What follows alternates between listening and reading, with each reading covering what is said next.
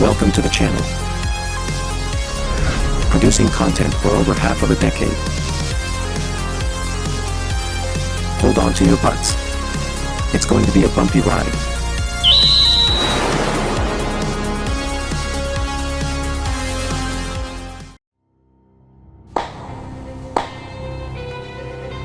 Brilliant. Tells me you're brilliant. It was brilliant. Brilliant, Jack.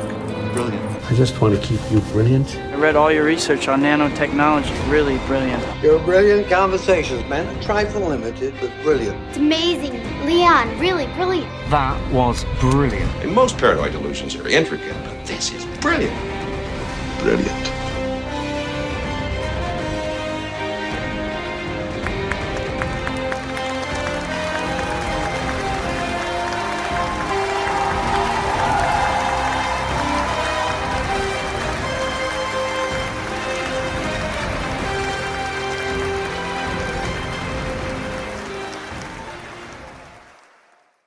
I know I'm human. Some of you are still human. This thing doesn't want to show itself. It wants to hide inside an imitation. It'll fight if it has to, but it's vulnerable out in the open. If it takes us over, then it has no more enemies. Nobody left to kill it. And then it's won. You guys gonna listen to Gary? He can be one of those things!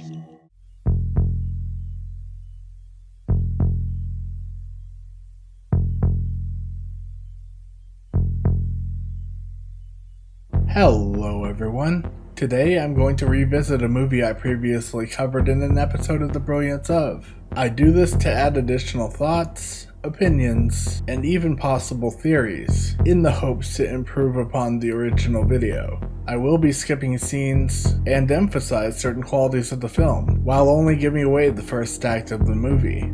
Hopefully, for those who have not yet seen it, this will allow me to share a brief look without spoiling too much. I hope you enjoy it.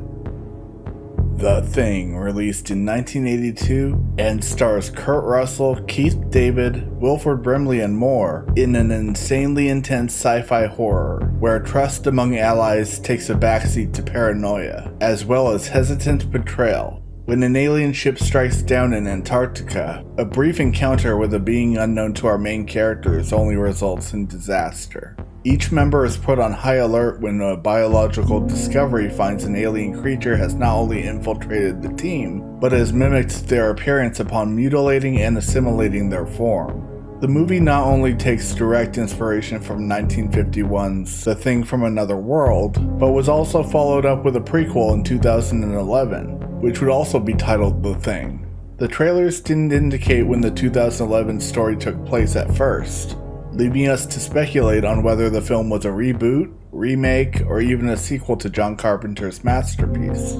That is, until we saw it. 1982's The Thing begins with slow, eerie, and unnerving music. We watch as an Alaskan Malamute is pursued through a wide, snowy Antarctic terrain by a helicopter carrying a man opening fire with a rifle. Something great about this opening is that the reasoning for this chase is unknown for a good amount of time throughout the first act. That is, unless you speak Norwegian.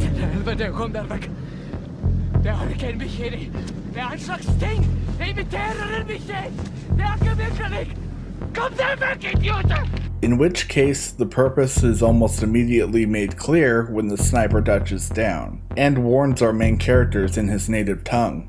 Personally, I think the movie is better experienced on the first watch, not knowing what is said, as it adds a sense of ambiguity leading into the meat of the film, but maybe that's just me.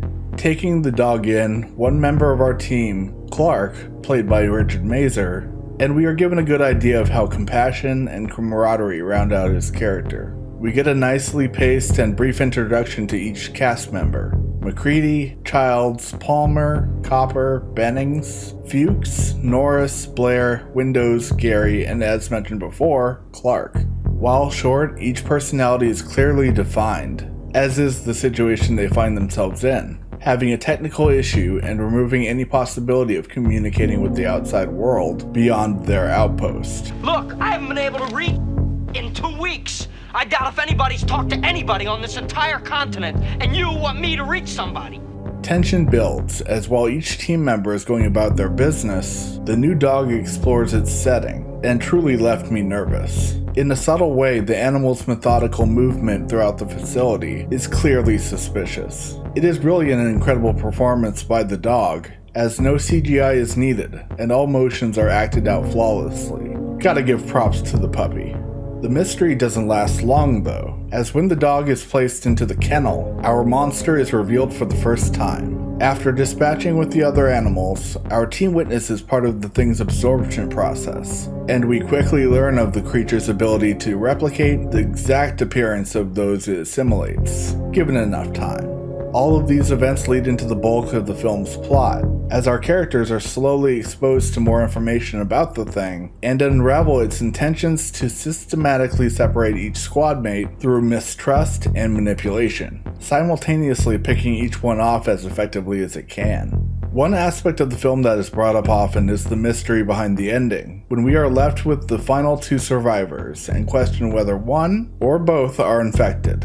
I used to subscribe to the theory that Child's lack of visible breath was a dead giveaway that he was indeed infected. However, the 2002 video game shuts that idea down, and unfortunately provides the aftermath of the film rather quickly. I still like to think that the game is not part of the canon though, even if it is.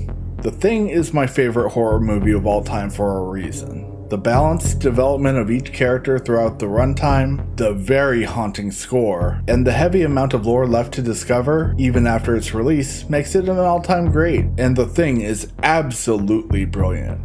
I want to thank you for checking out this video. If you want to see the original Brilliance Of content, click the link above. Leave a comment below if there's any other property you'd like me to revisit. Be sure to leave a like, share, subscribe to the channel, and as always, thanks for watching.